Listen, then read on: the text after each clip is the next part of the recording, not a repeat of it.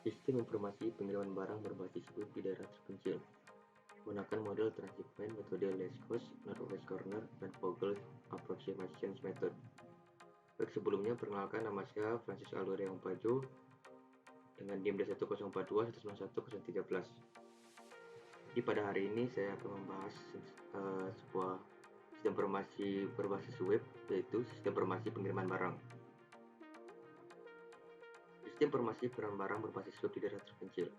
Seperti yang kita ketahui, dalam pengiriman barang, seorang distributor sangatlah membutuhkan sebuah sistem informasi yang dapat digunakan dalam pengiriman barang secara tepat, khususnya pengiriman ke daerah-daerah terpencil. Maka dari itu, dikembangkannya sebuah aplikasi web untuk mengatasi masalah tersebut, di mana fungsinya itu untuk dalam pengiriman barang menentukan jumlah barang yang akan dikirim, khususnya ke daerah-daerah terpencil, dengan biaya juga yang tidak terlalu besar. Aplikasi web.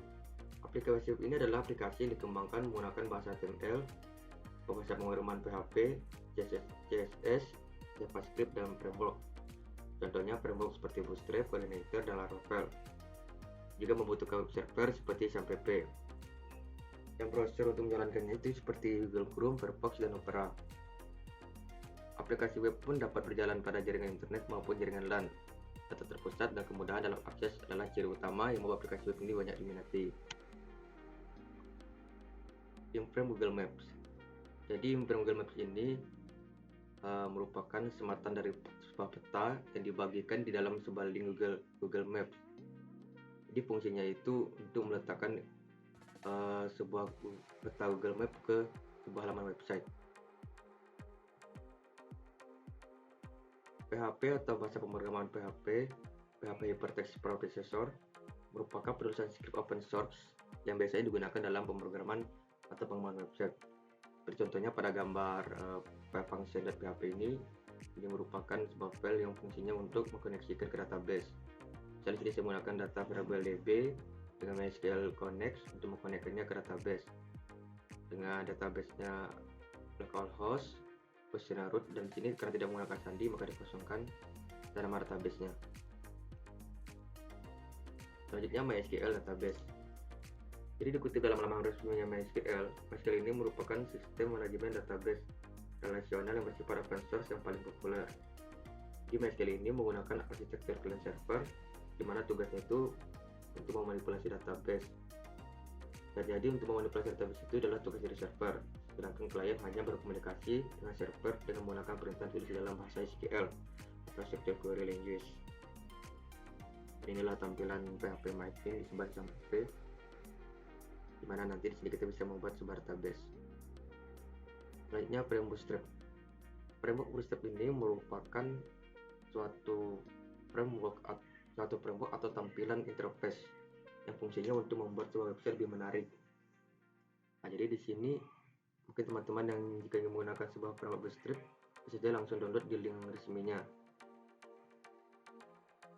Bagaimana cara menggunakan framework Bootstrap?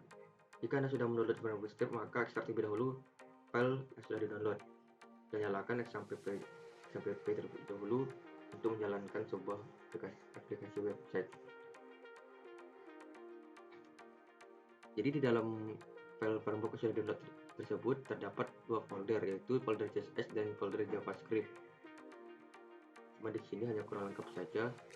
Jadi untuk pembuatan aplikasinya itu sebenarnya di bawah meta itu terdapat sebuah link yang menunjukkan ke folder CSS, dan di atas body itu terdapat sebuah link JavaScript yang menunjukkan ke sebuah folder Bootstrap. Dan indeks ini fungsinya untuk menampilkan tampilan website Anda. Misalnya sini saya mengetik hello world dan hasilnya akan menjadi seperti ini. Selanjutnya model transshipment. Apa itu transshipment? Transshipment itu merupakan perluasan dari masalah transportasi, di mana model ini adalah model transportasi yang memungkinkan dilakukannya pengiriman barang secara tidak langsung atau melalui transit terlebih dahulu, baru dikirimkan ke tujuan akhirnya. Dan dalam menyelesaikan model transshipment ini pun menggunakan beberapa metode. Yang pertama metode least cost, northwest corner, dan Vogel approximation method.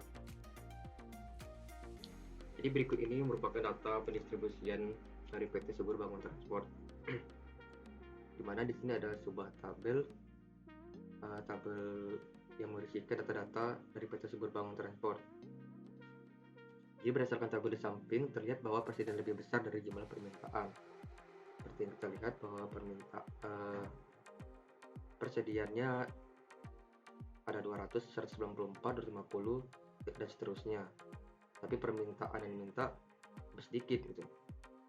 Dan adapun bentuk moda transportasi ini telah penambahan dummy-nya sebagai berikut. Nah, selanjutnya metode lowest cost. Jadi itu metode lowest cost ini sebenarnya hampir sama dengan metode sebelumnya, kan, tetapi beda saja cara pemakaian, beda saja cara penghitungannya. Jadi di sini Z sebagai total biaya angkutan.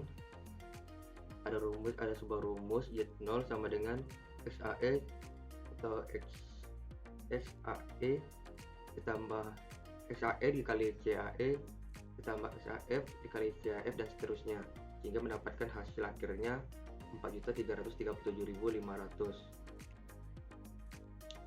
Nah, selanjutnya metode Northwest Corner hampir sama dengan metode sebelumnya. Dan begitu pula dengan metode Vogel's Approximation Method. Setelah melakukan penalti, maka selanjutnya hitung biaya angkutan yang diperoleh. Total biayanya yaitu Z0 itu sama dengan 4.150.500 rupiah. Jadi setelah mendapatkan biaya angkutan dari pemecahan awal dari ketiga metode, maka selanjutnya mencari optimal biaya, yaitu dengan metode stepping stone, yaitu dengan 7 iterasi.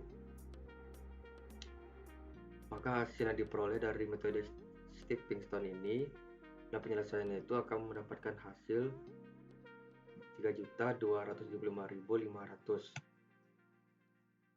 Baik, mungkin ini saja presentasi dari saya. Jika mungkin ada tutur kata yang kurang dipahami, saya minta maaf. Atas perhatiannya saya ucapkan terima kasih.